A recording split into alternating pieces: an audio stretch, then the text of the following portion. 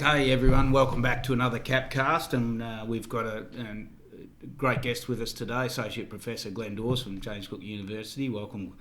Good to have you here with us, Glenn. Thanks, Rob. Thanks for having me. I think you're a really important bloke to talk to and liaise with at the moment. We've got youth crime as the foremost of everyone's mind, I think, in North Queensland, perhaps even Queensland now, as a political issue. And you're a bloke that's been immersed in this right in the belly of the beast for many years, and making observations. And can you tell us a bit about your background to start off with, Glenn, and where you come from and how you equip yourself with the skills to be in this area? I used to be a primary school teacher, and Good start. I started working in the Gulf, and I did a lot of work with Aboriginal young people. Yep. And always had an interest in the culture of Aboriginal and Torres Strait Islander people when I was teaching. And then one day I decided to go to university, getting a bit older. I had a wife then who was supporting me, Yep. which was great. Yep. And went through and worked in the Aboriginal Islander Teacher Education Program, the old ITEP program. Oh, righto. And then we went through there and helped set up the first centre for Aboriginal education at James Cook Uni. Yep. My wife and I used to drive to Yarrabah in those days and teach maths.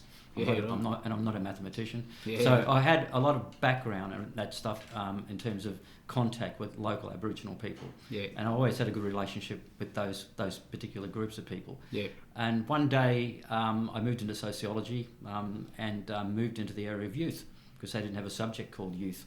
So I created a subject called youth identity and popular culture, which is very popular amongst right across the uni for all kinds of people. Yeah.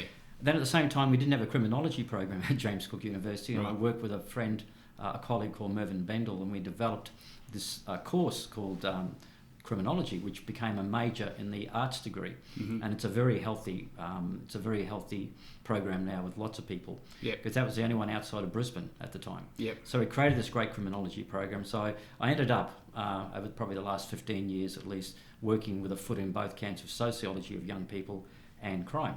Yep. So hence my interest in particularly Indigenous young people and crime. Yeah. It's interesting to hear your background, because I've known you for a few years now, and you first came to my attention, someone through your report that you'd done as Keeping on Country.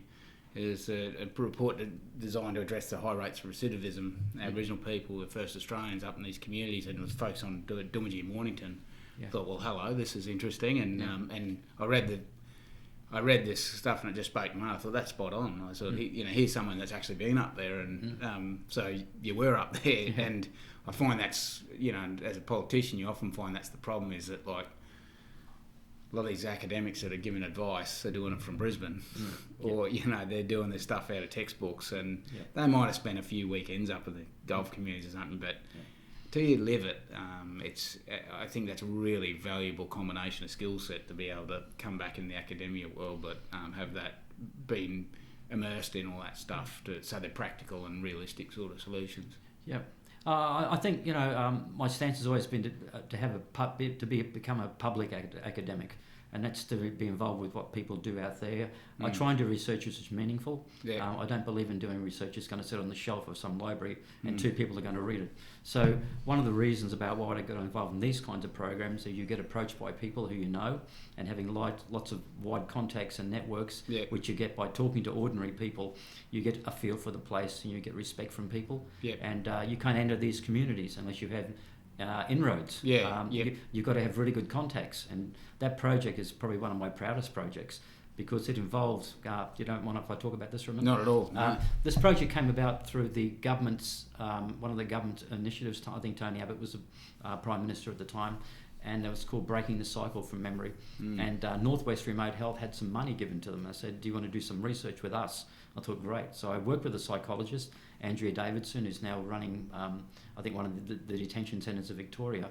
And we met two brilliant Indigenous people, one from Mornington Island and one from Doomadgee. Yeah. And I never forget the day when I was asked to come to Cairns for a meeting, and I just thought it was a meeting to meet these people. But it was actually more of an interrogation. And I came into this hotel room, and Beau Waldron, who's the guy from Doomadgee, and Sarah Isaacs, who's the lady from Mornington, were there. And we had this huge crossfire interview, and it was like I was interviewing for a job. Yeah. I hadn't done that for many years. Yeah. And it was a real interrogation about what are you going to do? What are you going to give back for these people? We've had people who are white people come in here before who just come and rob the stuff. I mean, and they never came back. You will come back, won't you? Anyway, we after about an hour, Andrea came out to me outside. I went outside again. It was like the interview. She said, "Oh, you passed the audition," and I laughed. And after that, these two people, Bo and Sarah, became our research assistants. Oh yeah. So they found people for us, and as I said, I would never have made any inroads into Doomadgee or Mornington without their help. Being amongst it, like, doesn't matter who you're with. You can be at any party, beers on a Friday afternoon somewhere. It's almost inevitable that once you get past through a fair bit of conversation, always ends up, how do we deal with these kids? How do we help that situation? And people, people that I think outsiders would class as racist or bigoted or bloody they'll be just as active in that conversation, saying you got to be. There's a lot of compassion there hidden. I think the unfortunate thing, my observation as a politician, is the unfortunate thing is like the surface where all that trauma comes into these terrible actions from kids builds so much resentment that on the front end of it now is a whole lot of conflict and anger. The basis of what you would sort of say is, it's not rocket science, but the kids need some activity and some connection with, make it relevant to where they're going to go back to, and inevitably you want them to go back to that community or to a community, but more than likely they're going to end up back in Doomadgee at some point. So how do they associate that with something meaningful in life? Is that right? Or? I think you're dead right. You go to these communities, as you know, and there's nothing for people to do. There's like over 90% unemployment to start with people. There's and we know we need structure. Everyone needs structure. Everyone needs a reason to get up in the morning and do something. I mean, if you have no reason to get up in the morning, couldn't say it better myself. You might just get up and do something illegal or antisocial or just something that's going to make people angry. Or just hang around. And people who hang around, and there's a theory in criminology called drift theory. If you're drifting, and you know the old idea about the old cowboy drifter who has nothing to do, he inevitably or she inevitably gets into trouble in some way. So structure is terribly important. The young people need structure. So what gives young people structure? Young people structure is around good parenting, and parenting is critical. I think at the heart of all this stuff, there's a lack of parenting in many cases here, and it has to fall back in terms of responsibility for parents. Parents are the ones who get kids up in the morning and say, you need to go to school. It's a school day, right? Here's your lunch, off you go. And when he comes home or she comes home, there's something to do in terms of perhaps leisure. And I've just finished doing I'll just sidecast here. I'm just finished doing a very interesting evaluation in Cairns West with Queensland Police called Space in Place. And what they put in place there was a series of after-school free leisure activities for young people to go to.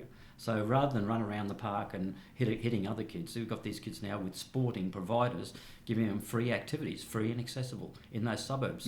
Now this model could be replicated, for example, in places like Doomadgee or Mount Isa or anywhere. I'm surprised there's not something like that in Townsville. This program where young people can arrive at places, they can get there under their own speed. It's in the suburb.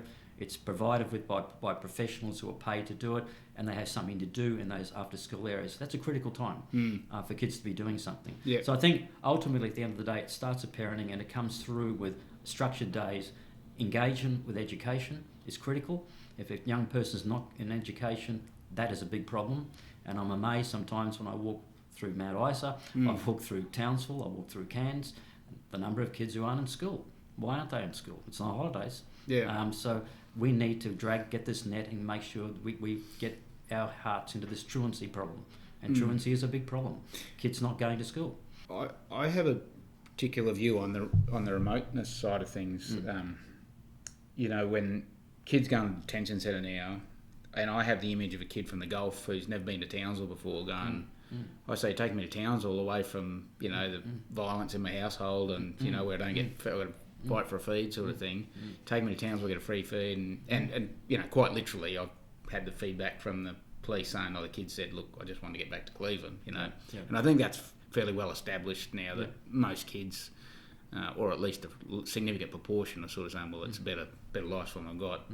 But then that tends to think, well, what do you do? Because, if a kid's misbehaving, there needs to be some sort of consequence for the action. And then, but my mind immediately turns to, I had an experience at Urandangi, which most people wouldn't know where Urandangi is, right out in the Northern Territory border. Probably doesn't deserve to be there because it's just, it was an old cattle station pub town, two or three houses, and I went to visit the school and there was about 12 kids in the school, I think, 9 or 12 kids in the school. And there was a young school principal / teacher. It was one teacher school from Gold Coast, and this class, and I don't exaggerate, it would, if not the best, equal best class of kids I've ever seen. Like just well behaved, well mannered, respectful. Thank you, sir. Neatly dressed, and I said, "What the hell's going on here? Have you just putting it on for me today?" And he said, "No, it's like this every day, mate." And I said, "Well, is there a special program?" He said, "No." He said, "I turn up.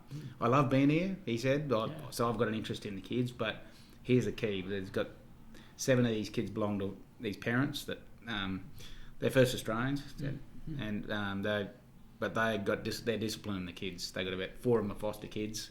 One of them did some terrible things in Mount Isa." I said, "Here's the pick of my kids," and he said, "Mate, out here," and I said, "So there's no pool out here, no mobile phones, no skate park." Because often, they say the solution is providing more bloody skate parks or something. And he said, "Mate, they've just got attention and discipline." And he said, "They're going out chasing wallaby and goanna on the weekend, and they're happy." And I could see it. The ultimate thing about the whole project, the last question I asked everybody was, what do you want done? What is the answer to this from your perspective? I asked everybody that. And overwhelmingly, which is the name of the report, was we need to go on country. We need to do some on-country programs. So that when this person comes back feeling like a fish out of water, no job, maybe no accommodation, maybe $100 in their pocket, so what? We take them out to on-country and we basically build that person up again through cultural activities, through working with horses, through working through cultural mentors, through working with people who'd maybe been to the prison themselves. And that way, over time, that person then gradually comes back into the community empowered, but also with some ideas about accommodation and probably a job and something to do. And that was the plan. My interest, and it's probably a key part of our policy, approach to the policy, and you may or may not agree with it, but I just, probably the best way to explain it, I call to mind one of the, an elderly Aboriginal woman who's a bit of a community leader in Mount Isa. You probably met with her recently when you're in Mount Isa, but she pulled me up out front of my office. They give me a serve, and she said, "Rob, this on-country program now, that's good," but he said, "You got to force the kids to get out there because we're trying to," and that's been our position politically, saying, well, in theory, it's good to talk about trying to invite them out, but you've got pretty disengaged kids and mums, our view is that initially you need to, particularly given the acute nature of the problem at the moment, you need to initially force the kids out there, which I think, to me, is, civil libertarians or people say, well, it doesn't work if you're forcing them, but I mean, if you're coming from a position of compassion, you're saying, well, I want them to reform that kid, exactly. I'm trying to get him into a position out of this trauma and put them there so we can start to put the circuit breaker in. And so I think it works from both angles. And like all these people that want retribution for their 80-year-old mum being bashed or something by kids, or they want some consequence at the moment they don't feel is there. But I think that is a bit of a consequence. And the kid will say, well, mate, you're going to Urandangi for the next 6 months. And I think that works well for both sides of the argument, because if you really believe in reforming that kid, I honestly believe that's the best chance they've got. My view would be, and I'd be interested to get your response to this, what's, because it's horses for courses, I don't think you'd have an on-country program set up for cattle work or 100% just cattle work, or one might be an education facility for schooling or something, or they could be all different types of focuses. I think you're right. back to the choice issue, the thing you mentioned. I think it could be mandated that this is a sentencing option for magistrates, the on-country program, and it should be enforceable, in my opinion. Okay, that's interesting. I haven't heard you say that before. I didn't know. Yeah, I think too much choice sometimes, and people don't make any choices, and they're not informed. I think young people are given the choice of basically saying, "Here's an opportunity for you to go on-country, have an understanding to participate in this, and get some courses done and do some work." And basically, clear out of drugs and alcohol out of your system, meet some good people who could be role models and mentors. I think mentoring is a great system if it's done properly, while people are out there. Or your other choice is to go to Cleveland. There's no choice here. This is the choice. Yeah. So if it's the right young person, and the magistrate would have to take that into account in terms of background and all the rest. And if that young person would seem to benefit by that, I think it's a really good option. And I think it's something that we could explore a lot more as a government. There's a lot of things we could do on these programs, which are around education, around job preparedness, and certainly helping the young person, importantly, that transition when they finish the on-country program to move to somewhere. Because the environment is so critical. If you're moving a person back into a very similar environment with similar peers and no future, sort of look at it, there's every chance the young person's going to re-offend. What we're saying, I think we agree quite strongly on this, is that there's, when they're voluntary options, the kids are they're not taking the ones we think are the best ones. So they're not saying, well, I'll go out on an on-country program to learn some skills. They're just doing going to Cleveland, and we're all losing out of that. Yeah, I think it's like being a parent. As a parent, and we'll go back to parenting as being essential to all this. Good parents, good parents create boundaries for young people, right? And they do things and they say yes or no. And as the young person grows up, the boundaries get loosened, right? Yeah. And there's more choice for the young person. Yeah. But often the parent has to come across and say, no, you can't do this, and we know the reasons why. So I think we have to act to a large degree with some of these young people and make choices for them, because other people in their lives haven't made any choices. And they've just been allowed to do what they like. And at the end of the day, we have this problem. I think you're aware of, I've talked to you before about the blue cards, because I'm really interested in trying to get some movement on that, because I think that's so important. I mean, that was one of the things we found out of the on-country study, speaking to former prisoners who came back who wanted to work. And most of these people wanted to work. They wanted to get on with their lives, but they'd go to the local hospital. There was only a hospital there, right? Dormitory, for example. Hospital and school's about the only place you're going to get. So they went to both those places, and even though they were viable and willing to work and would have done a great job, they couldn't get it because they couldn't get a blue card. So relaxing those laws really has to be looked at, in my opinion. You have to knock down some of these barriers sometimes in order to enable success with people, in my opinion. And that is a barrier. I think that needs to be really revisited by government. I think it was the Pumperau Council was telling me I was pushing some stuff with the blue card and trying to get reform in it. And I've been 9 years now. I've been trying to get reform on the blue card in Aboriginal communities. Really for this exact reason, trying to get them back in the workforce. And they said the guy that did the sewerage for the council, presumably because he probably had to go onto the site of a school or couldn't get that to get rid of it. He couldn't get employed. He couldn't get a blue card. He was a sewerage man for the council. Ridiculous, isn't it? And my contention is, like, who's pro child? There's no one in this world. Well, no sane person in this world is pro child offences. No.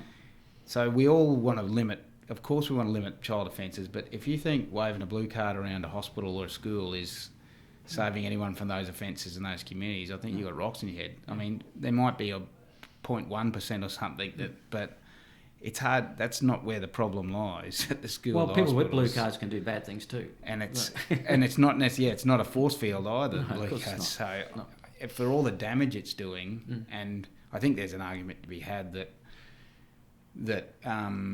keeping adults on the grog and the drugs because they're not getting access to meaningful work is putting more kids' lives, health at risk than what you would without the blue card. So it's absolutely. And undoing some of this stuff, I mean, around going back to the alcohol laws, undoing some of the stuff around sly grog, which is rampant in places like Mornington Island. Is a chronic, the home brews, but it's a chronic problem. It's a health problem. It's a social problem, and it's cut big swathes of negativity across that community. Every time I go there, what do we do about sly grog? It's the issue. It's a really big issue. Would your opinion be that it's going to be slow to turn this stuff around with the youth crime problem, and we can, and we've probably got positions that you wouldn't agree with or maybe buy into too much, as there's the political side for us where you're saying, well, we're trying to deal with the front end of this and match community expectations of things, but so there's all that, but in the long term, there's no other way to address this for me than, especially in that Aboriginal cohort, than go right back to the source. And saying, I think there's two parts to it. I mean, the community is crying out for something to be done, and it's not just Townsville. It's Cairns, it's Mount Isa, and I read this horrible article in the Australian the other day about Alice Springs. Totally out of control. 200 young people running through the streets at night, and people are afraid to go outside their houses. Shops are boarded up. So this is a siege mentality. People haven't got to put up with this, and society has had enough. And that's the feeling out there from everybody. I read these sites every day. I read the lady who puts up there's a young lady who puts up the stolen car site. She does it voluntarily and reports on cars in Townsville. We have groups of people who are, for one of it, not one of a better word, but not vigilante, but who have formed online groups. They want to take the law into their own hands and do their own thing, despite what police say. So there is a tertiary end to this, and I think, in my opinion, the tertiary end says we need to get rid of these people off the streets. It's dangerous to ordinary people. So that's the tertiary end of people. We're not going to help some of these people in the long term. They've been through the system, and they'll ultimately go on, some of these young people, into the adult system, and that's a fact. Some people do give up crime, but other people who become entrenched in it go on because they hang out with criminals who have a similar ilk. They get involved. Hardship to turn around. They get involved in drugs. They get this idea that nothing's going to happen to me, and people are sick of it. So I think that has to be dealt with in terms of taking young people off the street. At the other end of it, though, we need to think now about two other things. What do we do around prevention? How do we prevent it, and how far back do we go? And Ross Hommel has a very good idea about that the other day, and I agree with him. He's a professor of criminology. And he talked about pathways to prevention. He had a whole thing which came out years ago. And he's saying, of course, we need to go back to when kids are 4, even as young as that, and start looking at what are the problems and how are we going to steer that young person out of crime. So they don't follow in the footsteps, perhaps, of Big Brother or uncle or whatever. Because what we found in the prison system was many young people didn't care about going to Stewart Correctional Centre because they knew family members there. And it was almost like, no, I'm not afraid about this at all. I know uncle and that. And that's horrible. And wanting to go back to Cleveland because it's safer and you're getting 3 meals a day, why? I mean, why are we listening? Why are young people expressing that? There is an endemic problem here. They should be saying, well, this is not a place I want to go at all. I want to go to school or I want to do something else. You know what I mean? So prevention is incredibly important. And in the middle of that, we have this other cohort who are going on a little bit older. Now we need to have some stuff in society around this intervention. And the interventions have to happen around these very successful diversionary programs which are committed by government, who are sustainable and don't end after 10 weeks. Because often we heard so many programs in this state where the young person's got Greening for Australia, something like that. I'm not bagging that, but saying, oh, I love going out to the national park and cutting it. That was great. And next minute you find out it's finished. What do we do now? And there's too much to decide about what do we do now, because things are unsustainable. So it's prevention, intervention, and dealing with the tertiary end in the short term. Because that has to be dealt with. And it has to be dealt with perhaps with harsher laws, perhaps with taking these people because they're a danger to themselves, but are really a danger to people out there who shouldn't have to be buying an Alsatian, who shouldn't have to be putting up a 10-foot fence, who shouldn't have to be hiding their keys and sleeping with them, who shouldn't have to be shutting their windows and sitting in a non-air-conditioned house for fear of being broken into. That's just not the way we live. You know what I mean? Other societies. And I think the other thing we need to look at, and we're currently doing a Through Care project, which I've told you about in Mount Isa, is looking at how do young people make this transition successfully from places like Cleveland, and how do we then take them gradually into the community so they don't reoffend. and it's called the through care model, which is our current research, which Yeah, we're doing right. at Mount Isa, up in Cairns, and it's about remote. It's about rural, remote, regional areas because of those specific problems that we identified a little time ago. A lot of the golf kids and that landing in Townsville too, because absolutely. and I've quizzed sort of families up in the Gulf about that. I said because they have a falling out with people in the community, then they move to Mount Isa. Yes. Fights again with families there. They move to Townsville, Cairns. That's almost inevitably. They don't stop at Richmond, Charters Towers, anything on the way, or rarely. So we're pretty inextricably linked, I think, to all these North Queensland communities. We are. Well, Glenn, thanks very much for that. I mean, as a party, we try and, you try and fill the gaps in politics, but it's really, we're really grateful to have access to academics like yourself to try and question what we do or add value or and try and feed in some real solutions that hopefully we can push. So we really appreciate you talking to us and the work that you do, and hope we can keep talking in the future to come up with some solutions to this problem. Yeah, thanks very much, Robbie, and thanks for the opportunity, and we'll talk again soon. Good to see you in the colourful shirts again too, mate. No problem.